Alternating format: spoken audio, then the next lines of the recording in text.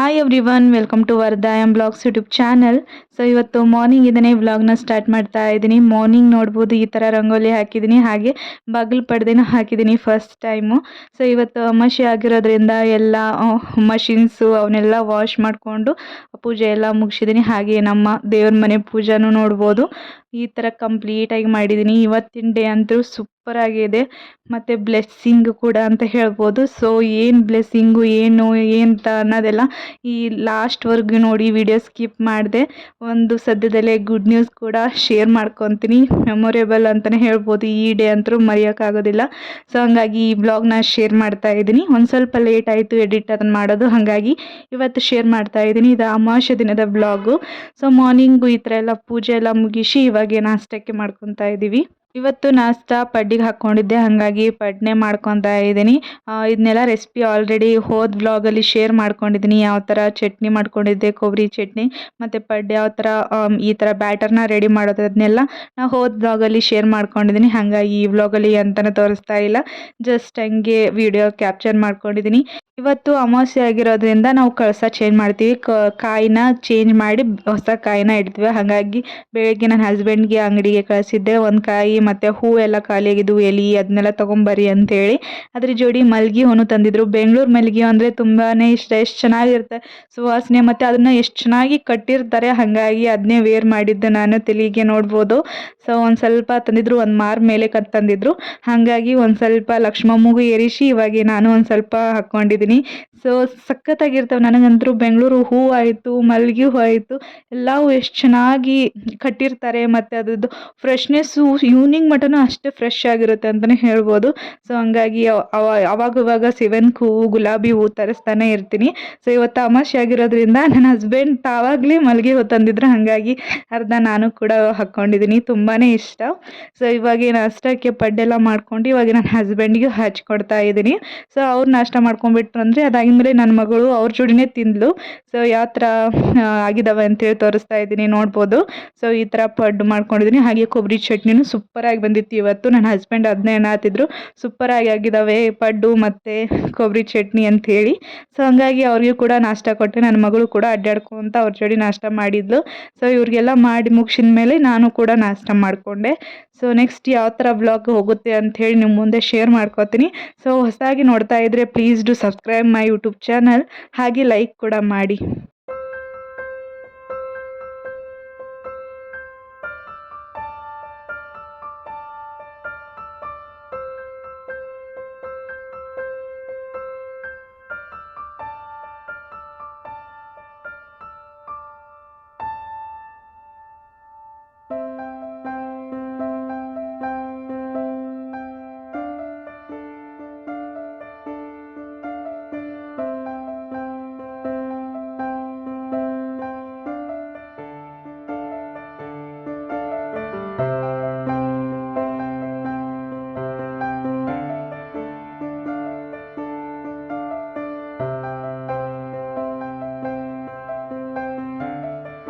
ನನ್ನ ಹಸ್ಬೆಂಡು ಕೂಡ ನಾಷ್ಟ ಎಲ್ಲ ಮುಗಿಸಿದ್ರು, ಮತ್ತು ನನ್ನ ಮಗಳು ಅವ್ರ ಜೋಡಿನ ನಾಷ್ಟ ಮಾಡಿಬಿಟ್ಲು. ಹಾಗಾಗಿ ನಾನು ಕೂಡ ಪಟ ನಾಷ್ಟ ಮಾಡಿಕೊಂಡೆ. ಅದಾಗಿದ್ಮೇಲೆ ವ್ಲಾಗ್ನ ಎಂತನೂ ಕಂಟಿನ್ಯೂ ಮಾಡಲಿಕ್ಕೆ ಆಗಲಿಲ್ಲ. ಸೊ ಮಾರ್ನಿಂಗ್ ಎಲ್ಲ ರೂಟೀನ್ ಎಲ್ಲ ಮುಗಿಸ್ಕೊಂಡೆ. ಅರ್ಬಿ ಹೋಗಿದ್ದು, ಬಾಂಡೆ ತಿಕ್ಕೋ ಇದ್ವು.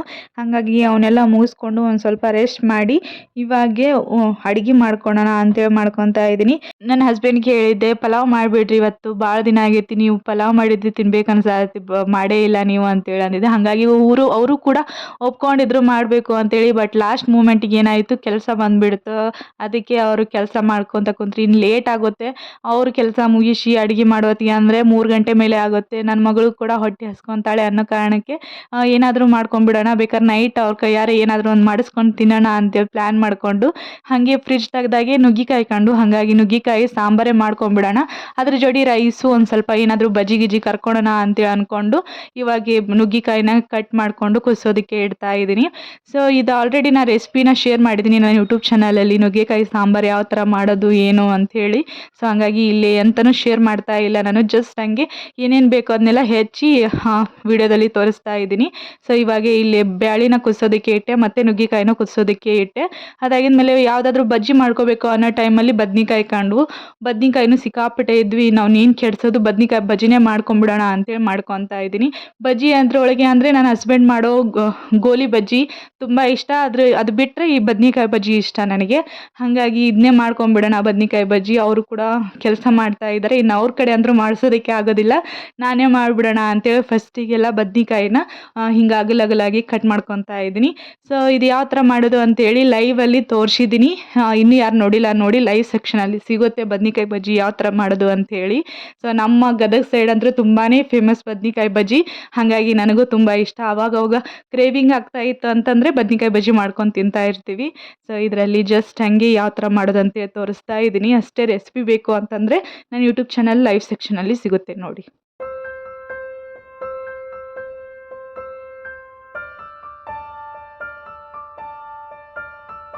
ಸೊ ನೋಡ್ಬೋದು ಈ ಥರ ಎಲ್ಲ ಹೆಚ್ಚಿಟ್ಕೊಂಡಿದ್ದೀನಿ. ಈ ಥರ ಸ್ಲೈಸ್ ಕಟ್ ಮಾಡಿ ಅದರೊಳಗೆ ಈ ಥರ ಸ್ಟಫ್ ಮಾಡಿದ್ದೀನಿ ಹಸಿಮೆಣ್ಸಿನ್ಕಾಯಿ ಪೇಸ್ಟ್ನ. ಅದ್ರ ಮೇಲೆ ಮತ್ತೊಂದು ಸ್ಲೈಸು ಅಂದರೆ ಸ್ಯಾಂಡ್ವಿಚ್ ಥರ ಈ ಥರ ಮಾಡಿಟ್ಕೊಂಡ್ರೆ ಹಿಟ್ಟೊಳಗೆ ಈ ಥರ ಆರಾಮ್ ಡಿಪ್ ಮಾಡಿ ಕರಿಯೋಕ್ಕೆ ಈಸಿ ಆಗುತ್ತೆ. ಹಾಗಾಗಿ ಫಸ್ಟಿಗೆ ಎಲ್ಲ ಈ ಥರ ಕಟ್ ಮಾಡಿ ಇಟ್ಕೊಂಡ್ಬಿಟ್ರೆ ಈಸಿ ಆಗುತ್ತೆ ಅನ್ನೋ ಕಾರಣಕ್ಕೆ ಎಲ್ಲ ಕಟ್ ಮಾಡಿ ಈ ಥರ ಕರ್ಕೊತಾ ಇದ್ದೀನಿ. ಹಸಿಮೆಣ್ಸಿನ್ಕಾಯಿ ಪೇಸ್ಟ್ ಯಾವ ಥರ ಮಾಡೋದು ಅಂತೇಳಿ ರೆಸಿಪಿ ಕೂಡ ನಾನು ಯೂಟ್ಯೂಬಲ್ಲಿ ಶೇರ್ ಮಾಡಿದ್ದೀನಿ, ಇಂಟ್ರೆಸ್ಟ್ ಇದ್ದರೆ ಒಮ್ಮೆ ಚೆಕ್ ಮಾಡಿ. ಸೊ ನಾನು ಇಲ್ಲಿ ಅಂತಲೂ ಶೇರ್ ಮಾಡ್ತಾ ಇಲ್ಲ, ಜಸ್ಟ್ ಹಂಗೆ ಪ್ರೊಸೆಸ್ನ ತೋರಿಸ್ತಾ ಇದ್ದೀನಿ ಅಷ್ಟೇ. ಸೊ ಬೇಕು ಅಂದರೆ ಲೈವ್ ಸೆಕ್ಷನಲ್ಲಿ ಸಿಗುತ್ತೆ. ಕುಕ್ಕಿಂಗು ನಾನು ಲೈವಲ್ಲಿ ಅಂತೇಳಿ ಮಾಡ್ಕೊಂಡಿದ್ದೀನಿ. ವ್ಲಾಗಲ್ಲಿ ನನ್ನ ರಿಯಲಿಸ್ಟಿಕ್ ಆಗಿ ವ್ಲಾಗ್ನ ತೋರಿಸೋಣ ಅಂಥೇಳಿ ಇದ್ರಾಗೂ ರೆಸಿಪಿ ಒಂದೊಂದು ತೋರಿಸ್ತೀನಿ, ಬಟ್ ಆಲ್ಮೋಸ್ಟ್ ಲೈವ್ ಸೆಕ್ಷನಲ್ಲೇ ಸಿಗುತ್ತೆ ನನ್ನ ರೆಸಿಪೀಸು. ನೋಡ್ಬೋದು ಈ ಥರ ಬಂದಿದೆ, ಸಖತ್ತಾಗಿ ಬಂದಿತ್ತು, ಸಾಫ್ಟಾಗಿ ಕ್ರಿಸ್ಪಿಯಾಗಿ ಚೆನ್ನಾಗಿ ಬರ್ತಾವೆ. ಒಮ್ಮೆ ಟ್ರೈ ಮಾಡಿ. ಇನ್ನೂ ಕ್ರಿಸ್ಪಿನೆಸ್ ಬೇಕು ಅಂತಂದರೆ ಒಂದು ಸ್ವಲ್ಪ ಅಕ್ಕಿ ಹಿಟ್ಟು ಜಾಸ್ತಿ ಹಾಕ್ಕೊಂಡು ಮಾಡಿದರೆ ಒಂದು ಸ್ವಲ್ಪ ಗಟ್ಟಿಯಾಗಿ ಕ್ರಿಸ್ಪಿಯಾಗಿ ಕೂಡ ಬರುತ್ತೆ. ಸೊ ಇವಾಗ ಒಂದು ಸ್ವಲ್ಪ ಕರೆದಿದ್ದೆ, ಇನ್ನೊಂದು ಸ್ವಲ್ಪ ಕರಿವಿದ್ವು, ಹಾಗಾಗಿ ಕರ್ಕೊತಾ ಇದ್ದೀನಿ. ಸೊ ಇಷ್ಟೆಲ್ಲ ಆಗಿದ್ಮೇಲೆ ನನ್ನ ಮಗಳು ಕೂಡ ಮುಕ್ಕೊಂಡಿದ್ಲು, ಹಾಗಾಗಿ ಎದ್ದು ಅವಳಿಗೆ ಕೂಡ ಊಟ ಮಾಡಿಸಿದ್ದೆ. ಅದಾಗಿದ್ಮೇಲೆ ನಮ್ಮದು ಫುಡ್ ಮೆನ್ಯೂ ಈ ಥರ ಇದೆ. ನನ್ನ ಹಸ್ಬೆಂಡಿಗೆ ಕೂಡ ಈ ಥರ ಹಚ್ಕೊಟ್ಟೆ. ಇವತ್ತಿನ ಫುಡ್ ಮೆನು ಸಿಂಪಲ್ ಲಂಚ್ ಇವತ್ತು, ರೈಸು, ನುಗ್ಗೆಕಾಯಿ ಸಾಂಬಾರು ಮತ್ತು ಬದ್ನಿಕಾಯಿ ಬಜ್ಜಿ. ಸೊ ಇದನ್ನೆಲ್ಲ ಊಟ ಮಾಡಿಕೊಂಡು ಮತ್ತು ನನ್ನ ಮಗಳಿಗೆ ಊಟ ಮಾಡಿಸಿ ನನ್ನ ಹಸ್ಬೆಂಡ್ ಕೂಡ ಊಟ ಮಾಡಿದರು. ಅದಾಗಿದ್ಮೇಲೆ ಎಂತನೂ ಕೆಲಸ ಆಗಲೇ ಇಲ್ಲ. ಬಾಂಡೆ ತಿಕ್ಕೊಂಡ್ರೆ ಸಿಕ್ಕಾಪಟ್ಟೆ ಇದು, ಹಾಗಾಗಿ ಬಾಂಡೆ ತಿಕ್ಕೊಂತ ಒಂದು ಸ್ವಲ್ಪ ರೆಸ್ಟ್ ಮಾಡೋತ್ತಿಗೆ ಅಂದರೆ ಈವ್ನಿಂಗ್ ಆಗೇ ಬಿಡ್ತು. ಅದಾಗಿದ್ಮೇಲೆ ಈವ್ನಿಂಗ್ ರೂಟಿಂಗ್ ಮುಗಿಸ್ಕೊಂಡು ಚಾಗಿ ಎಲ್ಲ ಕುಡಿದು ದೇವಸ್ಥಾನಕ್ಕೆ ಹೋಗಿ ಬರೋಣ, ಇವತ್ತು ಹೆಂಗೂ ಅಮಾವಾಸ್ಯೆ ಅಲ್ವಾ, ಹಾಗಾಗಿ ದೇವಸ್ಥಾನಕ್ಕೆ ಹೋಗಿ ಬರೋಣ ಅಂತ ಪ್ಲ್ಯಾನ್ ಮಾಡ್ಕೊಂಡ್ವಿ. ಸೊ ಎಲ್ಲಿಗೆ ಹೋಗೋಣ ಅಂತೇಳಿ ಅಂದ್ಕೊಂಡಿದ್ವಿ. ಬಟ್ ನನ್ನ ಹಸ್ಬೆಂಡು ಇಲ್ಲಿ ಹೋಗೊಂಬಾ, ಇಲ್ಲೊಂದು ದೇವಸ್ಥಾನ ಇದೆ ಚೆನ್ನಾಗಿದೆ ಅಂತೇಳಿ ಅಂತಂದ್ರು. ಹಾಗಾಗಿ ನಾನು ಯಾವ ದೇವಸ್ಥಾನ ಹೆಸರು ಅಂತ ಏನೂ ಗೊತ್ತಿದ್ದಿಲ್ಲ, ಅವ್ರು ಹಾಗೆ ಕರ್ಕೊಂಡು ಹೋಗ್ತಾ ಇದ್ರೆ ಅದಕ್ಕೆ ನೋಡೋಣ ಯಾವ ದೇವಸ್ಥಾನಕ್ಕೆ ಹೋಗ್ತಾರೆ ಅಂತೇಳಿ. ಸೊ ಲಾಸ್ಟ್ವರೆಗೂ ನೋಡಿ ಯಾವ ದೇವಸ್ಥಾನಕ್ಕೆ ಹೋಗ್ತೀವಿ ಅಂಥೇಳಿ. ಹಾಗೆ ಲಾಸ್ಟಲ್ಲಿ ಒಂದು ಗುಡ್ ನ್ಯೂಸ್ನ ಶೇರ್ ಮಾಡ್ಕೊತೀನಿ. ಇದಕ್ಕೆ ಗುಡ್ ನ್ಯೂಸ್ ಅನ್ಬೇಕು ಬ್ಲೆಸ್ಸಿಂಗ್ಸ್ ಅನ್ಬೇಕು ಅಂತೇಳಿ ಒಂದು ಗೊತ್ತಿಲ್ಲ, ಬಟ್ ಲಾಸ್ಟ್ವರೆಗೂ ನೋಡಿ ವ್ಲಾಗ್ನ ಏನಂತೇಳಿ ಹೇಳ್ತೀನಿ. ಸೊ ನಾವು ಬಂದಿದ್ದ ದೇವಸ್ಥಾನ ಗೋಪಾಲಕೃಷ್ಣ ದೇವಸ್ಥಾನ. ಸೊ ರಾಧಾ ರುಕ್ಮಿಣಿ ಸಮೇತ ಕೃಷ್ಣ ಇರೋ ದೇವಸ್ಥಾನ ಅಂತಲೇ ಹೇಳ್ಬೋದು. ಸೊ ಒಂದು ದೇವಸ್ಥಾನದಲ್ಲಿ ರಾಧಾ ಕೃಷ್ಣ ರುಕ್ಮಿಣಿನ ನೋಡ್ಬೋದು ಆ ದೇವಸ್ಥಾನ. ಸೊ ಸಿಕ್ಕಾಪಟ್ಟೆ ಖುಷಿ ಆಯಿತು. ಸೊ ಅಮಾವಾಸ್ಯೆ ದಿನ ಕೃಷ್ಣನ ದರ್ಶನ ಆಯಿತು ಅಂತೇಳಿ ಫುಲ್ ಹ್ಯಾಪಿ ಆಗಿಬಿಟ್ಟಿದ್ದೆ ನಾನಂದ್ರು. ಸೊ ಅದೇ ಟೈಮ್ಗೂ ನನಗೆ ಒಂದು ಗುಡ್ ನ್ಯೂಸ್ ಕೂಡ ಸಿಕ್ತು. ಹಾಗಾಗಿ ಫುಲ್ ಡೇ ಅಂದರೆ ಇವತ್ತಿನ ಡೇ ಅಂದರೆ ಫುಲ್ ಬ್ಲೆಸ್ಸಿಂಗ್ ಮತ್ತು ಹ್ಯಾಪಿ ದಿನ ಅಂತಲೇ ಹೇಳ್ಬೋದು. ಹಾಗಾಗಿ ಈ ವ್ಲಾಗ್ ನಂತರ ಮರೆಯೋಕ್ಕಾಗೋದಿಲ್ಲ ಮತ್ತು ಈ ದಿನಾನೂ ಮರೆಯೋಕ್ಕಾಗೋದಿಲ್ಲ. ಸೊ ಬನ್ನಿ ಯಾವ ಥರ ಇದೆ ಒಳಗಡೆ ದೇವಸ್ಥಾನ ಅಂತೇಳಿ ತೋರಿಸ್ತೀನಿ.